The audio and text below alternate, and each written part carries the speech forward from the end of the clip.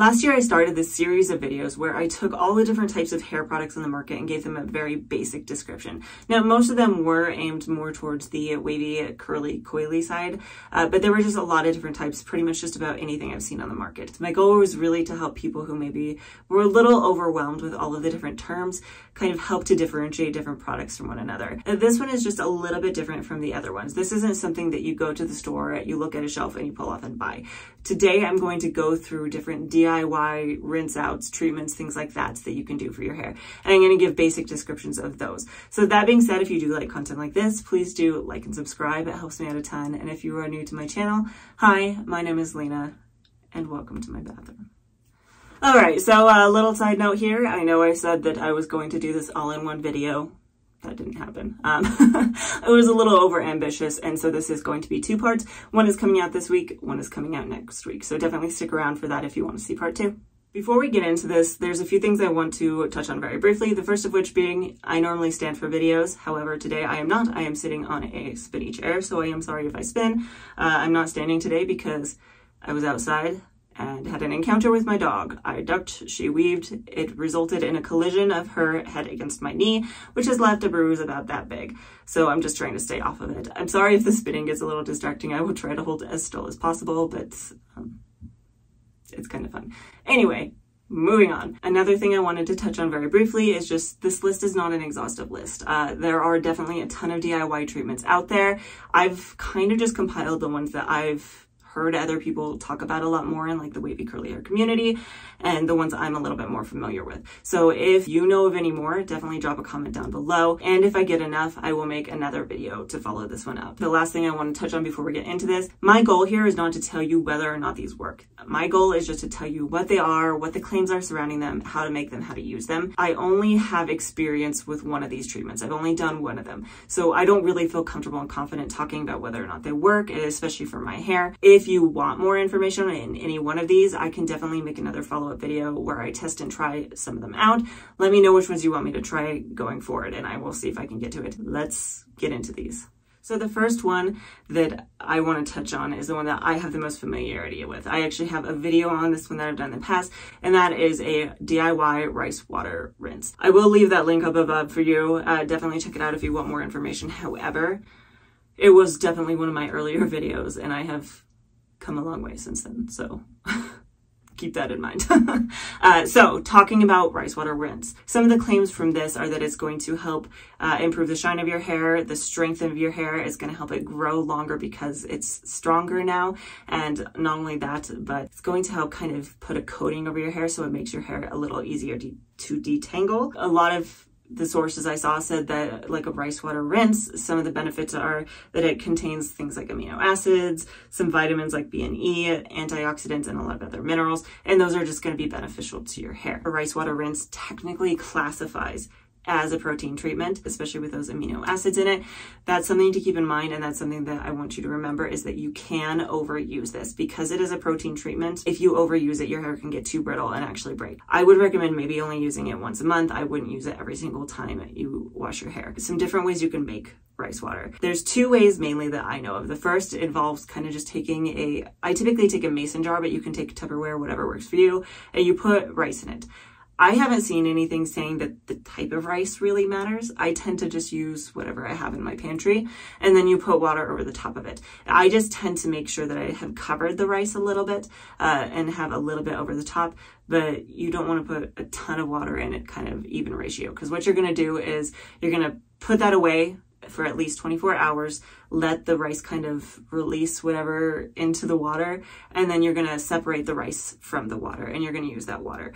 You can leave the rice water for longer. So you take that Tupperware or that mason jar, put it in a corner somewhere, and you let it kind of sit. I typically wouldn't recommend any more than 48 hours or it's going to get kind of gross. And some people will say that letting it ferment like that for a little bit longer is going to make it a little bit more effective. Now, another way that you can make this is to just make rice and then you just add extra water. So, you know, you have your 2-to-1 ratio, just add extra water so you have more left over when the rice is finished cooking. So you can even kind of mush your rice a little bit through a sieve or something like that and scrape some of the kind of what's the word I'm looking for? Some of that sticky stuff that comes off the bottom of it, and you use that. Now, these two I tend to use in two different ways. So if I have the rice water that's like a full-on, really decent amount of water, I will use it kind of just to rinse through my hair. So I'll take a bowl and I'll turn my head upside down and I pour it over the top of my head, let it drizzle through, and try to catch whatever I can in the bowl so that I can then dip the lengths of my hair in it just for even distribution. When I cook the rice, when I use that method, I will then take it and mix it with some sort of deep conditioner before applying it to my hair. You leave both of these in like you would a deep conditioner, typically 15 to 30 minutes before rinsing it out. If you do the first and you don't use a deep conditioner, you can then also follow it up with a conditioner.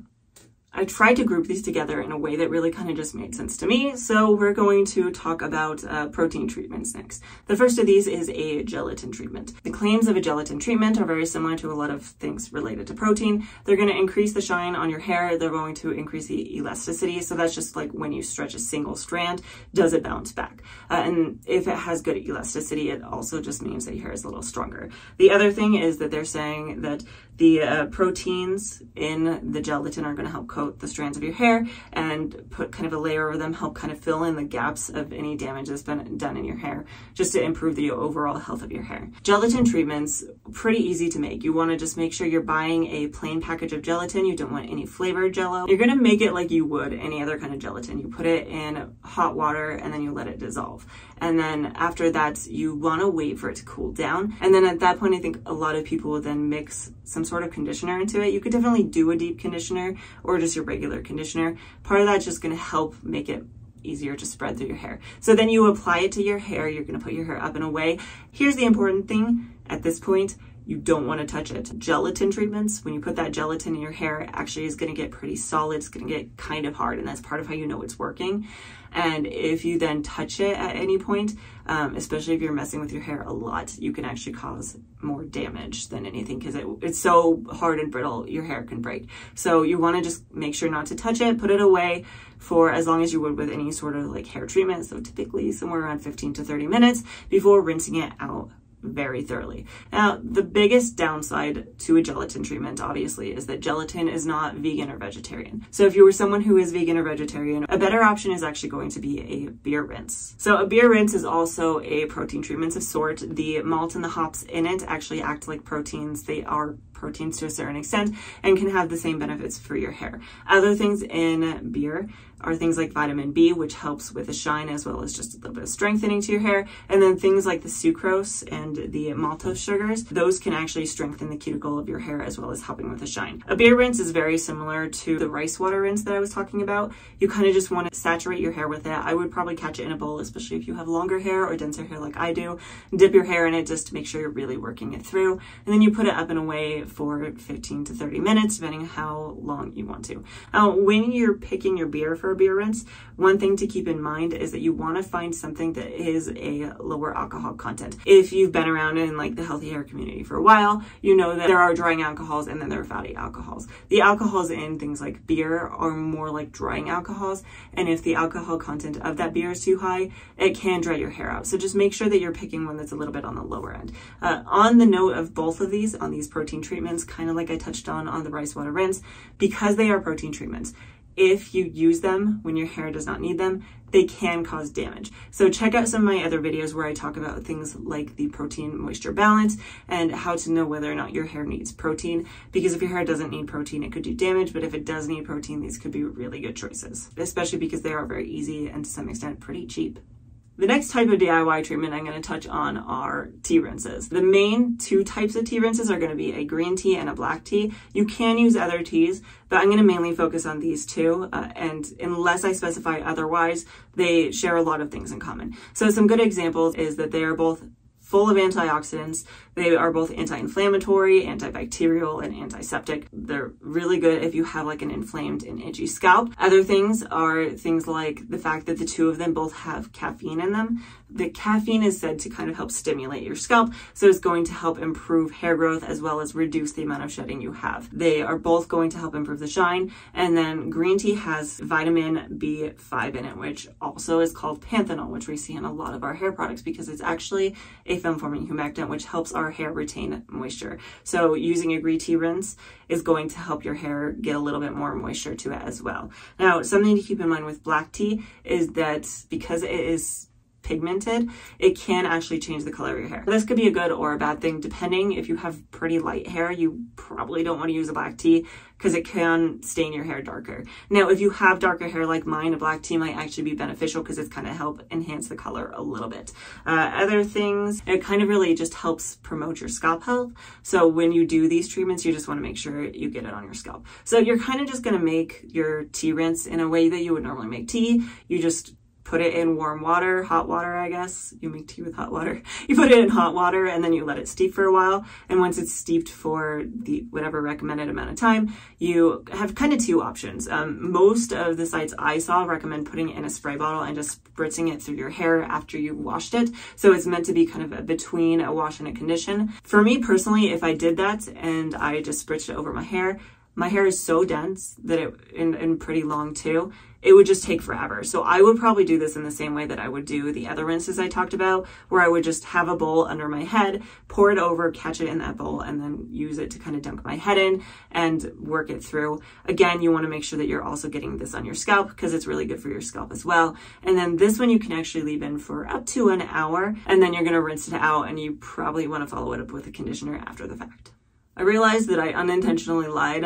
This is actually what I have done in the past. That being said, it's been like 10 years, and at the time that I did this, I really didn't know a ton about hair, so we'll say that it's kind of a lie. That being said, this is an apple cider vinegar rinse. We'll call it ACV for short, just so that I don't trip over my tongue, I guess. You probably could use other vinegars for this, but I feel like from what I saw, what I remember, ACV has just other benefits that others just don't necessarily have. So I would recommend this over just like a white vinegar or something like that. So what they're saying about an ACV rinse is that it helps actually lower the pH of your hair. So your hair is actually supposed to be a little bit acidic, but especially if you live in an area with hard water or you use a lot of just kind of really cheap products, it can actually make your hair more alkaline. So by using something like an ACV rinse, it can help lower the pH of your hair, which is going to help make it just look shinier. So if you're having issues with your hair looking kind of dull, this could be something that could be beneficial. And that is the other thing, is that it does just in general help to improve shine. I do feel like I remember seeing that it can be used kind of like as a clarifying agent as well, that acidity in the ACV is going to help remove some of the buildup on your hair. So that's another big positive. It's just also really rich in vitamins and minerals. It is actually also antimicrobial. So if you have issues with scalp, it could help with the health of your scalp, and that it just overall improves the health of your scalp. It can actually kind of strengthen your hair a little bit and improves the shine. So this one I have a little bit more specific ingredients, partially just because you probably don't want too much of it, or the acidity is just going to be too much. You want to mix 2 to 4 tablespoons of it with 16 ounces of water, and then you're going to apply this on cleaned hair, and then you're going to pretty much immediately rinse it out. You can probably leave it in the same amount of time you would like almost treat it like a conditioner. I know some people have actually used this to replace a conditioner. So you would put it through your hair, leave it in for like 2 to 3 minutes while you do your other showery things, and then rinse it out. Now, my thoughts on this one, as well as the beer rinse and the gelatin treatment, from my understanding, I haven't done it, but from what I've heard of other people, the smell is definitely a big downside of this. So that's why a lot of the times you'll hear people who get really excited when they find a product that has the benefits of ACV. It has that apple cider vinegar in it, but it doesn't smell like it, is because it smells like vinegar. It's not super pleasant to leave in your hair. That being said, from what I remember, once you do rinse it out, and especially if you do apply other products or conditioners on top of it, it doesn't really linger in your hair. But if you are someone who is a little bit sensitive, that is something to keep in mind. So, like I said, I was a little overambitious. I wanted to make these videos just a little bit more digestible. Almost half an hour is just a little long to ask people to sit through these kind of things. It's a little dry. So if you would like to see part 2 to this, that will be coming out next week. If you get through both of these, well, thank you for watching them. But also if you get through both of them and you don't see your favorite DIY treatment, drop a comment down below. I will gladly do a part 3 if I get enough recommendations. The other thing I wanted to mention here very quickly is that after that, I will be coming out with another product battle. I know y'all love to see the wavy curly hair product battles. So like and subscribe if you would like to see that, and hopefully I will see you next time.